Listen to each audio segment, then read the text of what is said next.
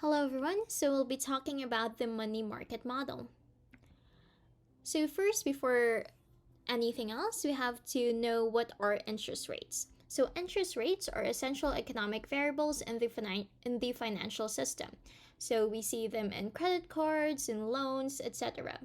To better understand these interest rates, it is imperative to examine the short-term nominal interest rate determined by money supply and demand through the money market model.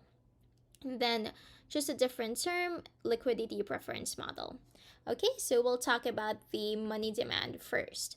So what is money demand? It is the amount of money that people hold in their checking accounts, for example.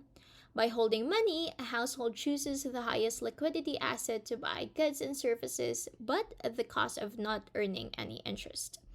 And then households and firms must choose between holding money or holding other financial assets such as the government of Canada treasury bills. So this will make them choose whether or not to hold money.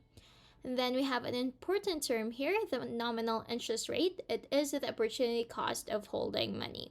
As we know, opportunity cost is what a person has to forgo to engage in an activity. So this is why the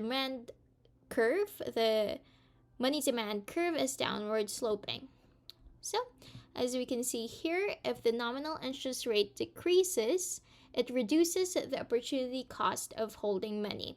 So then households and firms will be more willing to hold cash. So this is why it's downward sloping.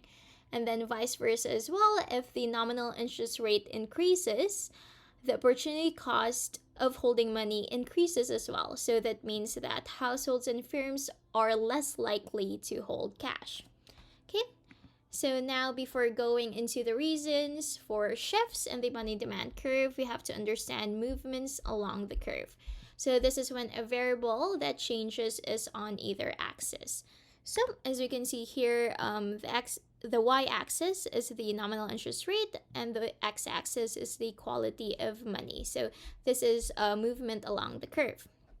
And now shifts of the curve will mean that a variable changes that is not on either axis. So for example, a change in real GDP or the price level.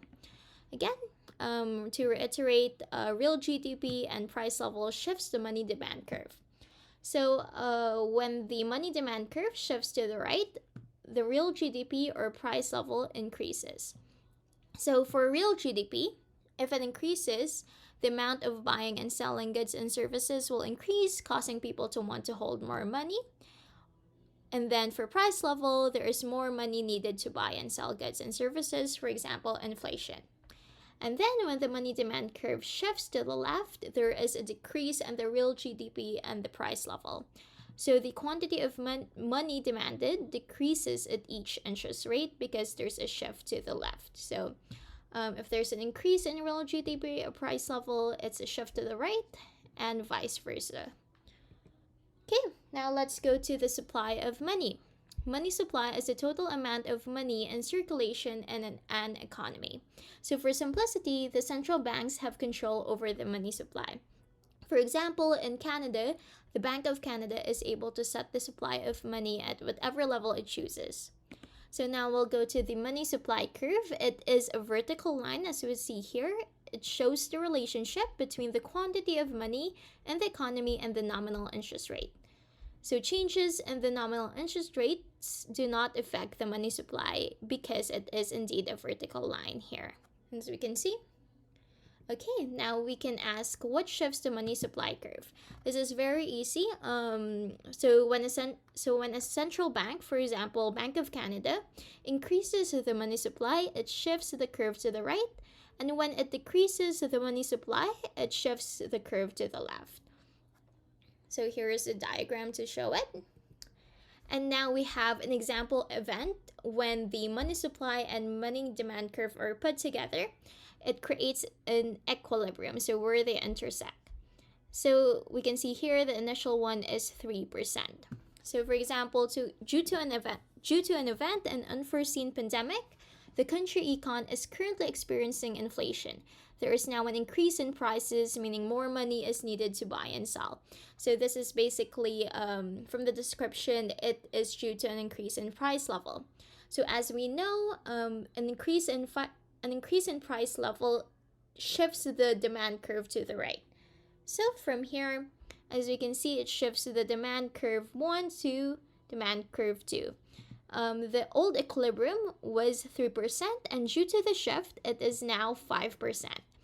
So now the equilibrium nominal interest rate increases from 3% to 5%. So this shows that if there's an increase in the price level, the nominal interest rate increases as well. And this will just be a quick summary from the details that I've told you. Okay, thank you everyone. I hope that helps in understanding money market model. Resources are in the description below. Thank you.